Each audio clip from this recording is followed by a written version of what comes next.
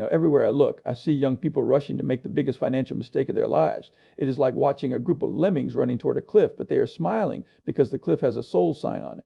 They graduate, they get a little bit of money, maybe a bonus, maybe a small inheritance. And what do? Do they buy a library? Do they invest in their own education? Do they buy a share of a great business? No, they rush out to buy the biggest house the bank will let them have. They call it the American dream. I call it financial madness. You have been brainwashed. It is a Lapalooza effect where multiple biases converge to drive you toward a stupid decision.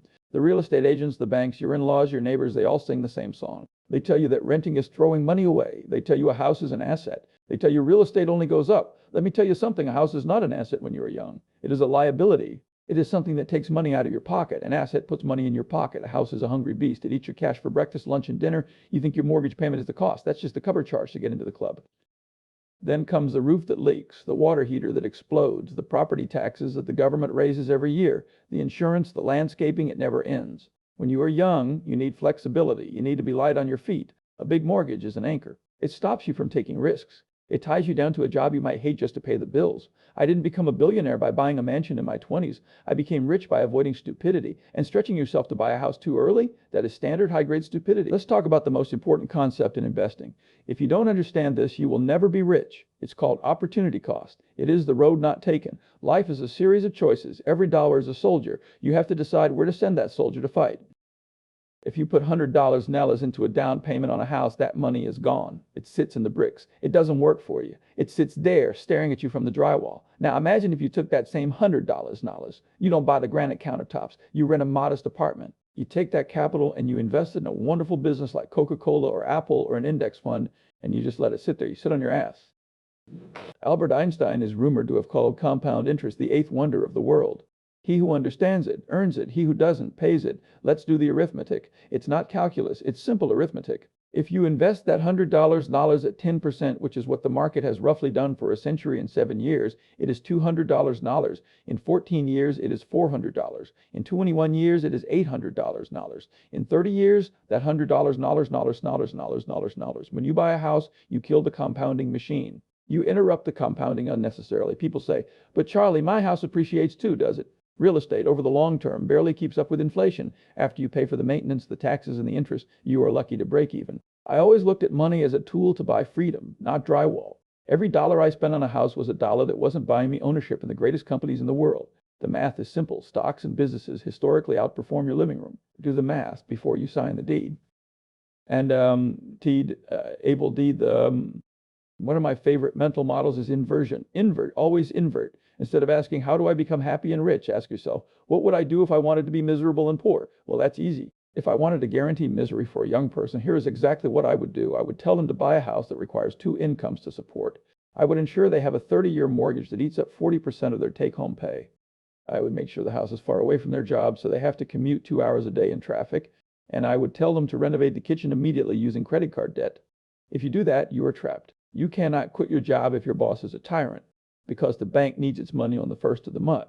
You cannot move to a new city for a better opportunity because you have to sell the house, pay the agent 6%, and pay closing costs. You have effectively built your own prison cell, painted it beige, and locked yourself inside.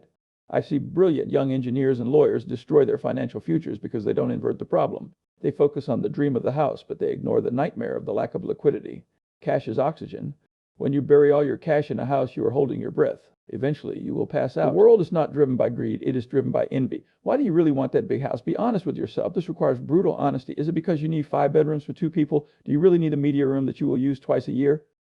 Or is it because you want to show your brother-in-law that you are successful? Is it because your college roommate just bought a McMansion and you feel left behind?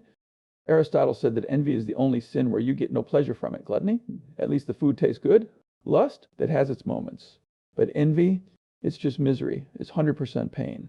Yet, people bankrupt themselves trying to keep up with the Joneses. And let me tell you a secret about the Joneses. They are broke. They are swimming in debt. They are stressed out of their minds. I lived in a perfectly good house. Was it a palace? No. Did I have billionaire friends with bigger houses? Yes. Did I care? Not for 1 second. If you buy a house to impress other people, you are purchasing misery. You are buying a cage. I have seen so many brilliant people fail high-IQ people because they couldn't control their spending. They let envy drive their decisions. Do not try to look rich. Try to be rich. There is a very, very big difference. One involves spending money. The other involves keeping it. Let's address the elephant in the room. The phrase I hate the most, renting is throwing money away. This is a lie sold to you by the real estate industry. When you rent, you are not throwing money away. You are purchasing a service. You are purchasing a roof over your head. You are purchasing flexibility. You are purchasing the ability to call the landlord when the toilet breaks and say, fix it. But let's look at the homeowner. When you pay interest on a mortgage, is that not throwing money away? You are renting the money from the bank. When you pay property taxes, is that not throwing money away? You are renting the land from the government. When you pay insurance premiums, is that not throwing money away? In the first 5 to 7 years of a mortgage, almost your entire payment is interest.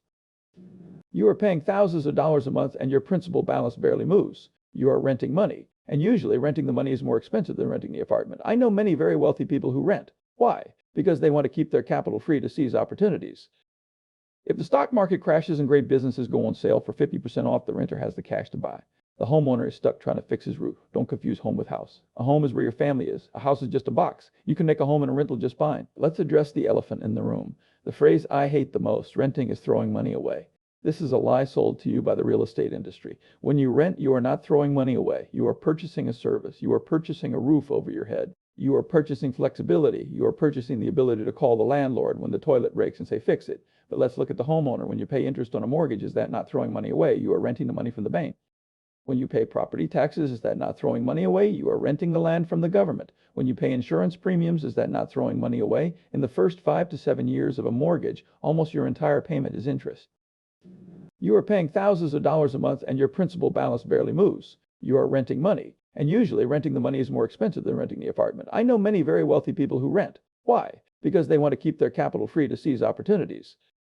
If the stock market crashes and great businesses go on sale for 50% off, the renter has the cash to buy. The homeowner is stuck trying to fix his roof. Don't confuse home with house. A home is where your family is. A house is just a box. You can make a home and a rental just fine. People ask me, Charlie, you have billions of dollars. Why do you live in the same house you bought decades ago? Here is the secret. I found a house that was good enough, and then I stayed there. For 40 years, I didn't upgrade. I didn't move to a bigger neighborhood just because I got a promotion. I raised my children there. It was comfortable. It was safe. It kept the rain out. By staying in one house, I harnessed a powerful financial force, the avoidance of friction costs. Every time you move, you lose money. Agent fees, moving fees, closing costs, transfer taxes, decoration costs. It is friction. It grinds down your wealth. While my friends were flipping houses, upgrading every 5 years and buying yachts, I was buying Berkshire Hathaway stock. I was letting the snowball roll down the hill. I lived below my means. That is the only way to get rich. It's not about how much you make, it's about how much you keep. I had a rule. I would not buy a bigger house until I could pay for it in cash and still have plenty left over. I wanted to be robust. I wanted to be unshakable. If you are levered to the hilt, a slight wind can blow you over. I wanted to be a fortress. Another thing, real estate is a profession. It is not a hobby. If you're a doctor or a coder or a writer, that is your circle of competence. That is where you make your money. Why do you think you can beat the professional real estate developers at their own game? You walk into the market like a one-legged man in an ass-kicking contest. You are going to get hurt. Owning a massive home turns you into a part-time property manager. You have to deal with contractors, landscapers, designers. It takes up brain space. I like simple businesses. I like businesses that run themselves. A house